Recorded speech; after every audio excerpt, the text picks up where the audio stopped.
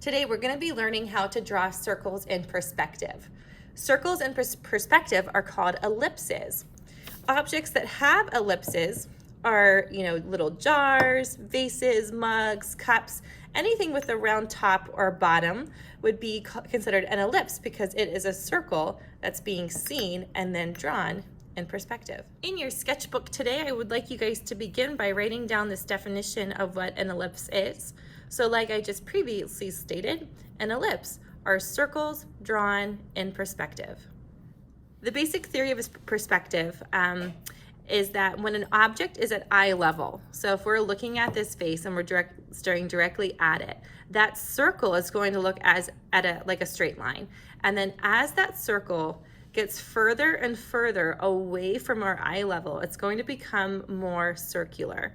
So you can just see here, just by me rotating this circle, you can see how a little bit away from the eye level, it looks like a flattened oval. Then as it moves a little bit further, that ellipse gets taller in height, and then it gradually looks more circular, and then to where it's finally a nice round circle. You could say the same thing when we hold an object sideways. So if an object's laying flat on the table, when your eye is even with that circular edge, it's going to look like a straight line. And then as that object moves away from your eye level, it's going to slowly get rounder and rounder as it moves further away from that eye level beginning.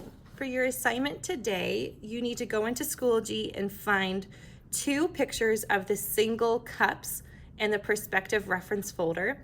And you're going to be drawing each cup in proportion, citing the angles, but also applying that theory of ellipses into your drawing. So to begin, you're going to start with that top ellipse. This ellipse is closest to my eye level, so it's going to be a flattened oval. The next thing that I'm going to do is I'm going to draw the angle of that rim in, and then I have to draw this second ellipse. Now this second ellipse is furthest from my eye level, so it's going to be rounder and taller in height than the previous ellipse that I drew. So if I would actually compare and measure that height to the one above it, you can see that the height of this ellipse is taller than that first one. After that, I can take my pencil, sight in the angle of that cup. I'll sight the other side.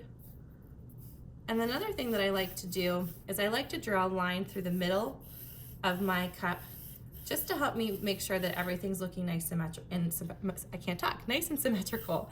All right, the next thing that you're going to do is figure out the proportion of your cup.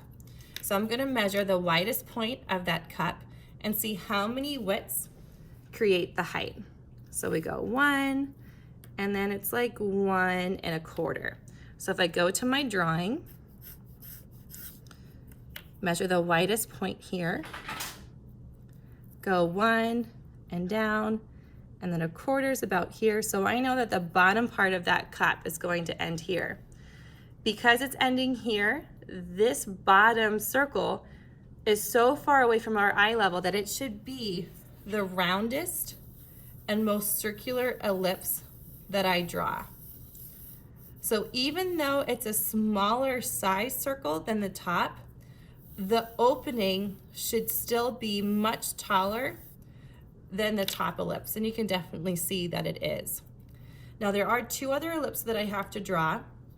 Because this ellipse here is further from the eye level from this one, this ellipse is going to be rounder and taller in height than the one above it.